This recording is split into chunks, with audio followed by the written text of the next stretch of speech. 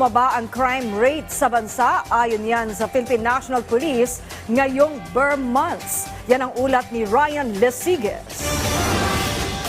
Patuloy ang pagbaba ng naitatalang crime rate sa bansa. Ito'y kahit pa papalapit na ang holiday season kung saan sinasabing talamak ang kaliwat kanang krimen. Sabi ni PNP spokesperson Police Brigadier General Jean Fajardo, bumaba ng 21.42% ang ibinaba ng crime rate na naitala ng PNP ngayong Burr months kung ikukumpara noong 2023. Katumbas ito ng 1,631 na kaso.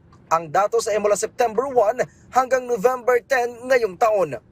Kabilang daw sa may malaking pagbaba ay ang robbery na naitala sa 25.64%. Bumaba rin sa 10.14% ang theft cases. So doon sa sinasabi natin na ina-anticipate natin na kapag Burr months ay tumataas ang mga insidente natin, this data would tell us na nasusustain natin yung ating mga anti-criminality efforts through implementation po ng enhanced managing police operations natin at syempre sa tulong ng ating mga force multipliers.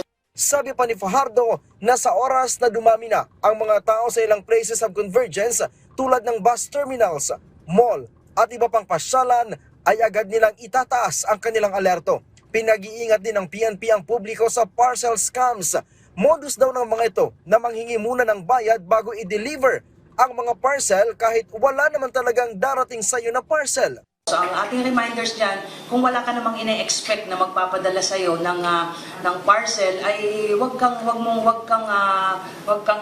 magpaloko, 'di ba? Wag kang magpaloko na magbabayad ka turn out hindi naman pala. So marami pong ganyan ngayon, ma'am, na hindi na lamang yung mga ordinary theft and robbery ang binabantayan natin kasi even sa cyberspace po, marami na rin pong magdarambong. So mag-ingat po tayo. Simula December 15 hanggang January 10 ay kanselado na rin ang lahat ng leave ng mga pulis para matiyak na may sapat na PNP personnel na ide-deploy sa holiday season. Mula dito sa Campo Crame, Ryan Lesigues para sa Pambansang TV sa Bagong Pilipinas.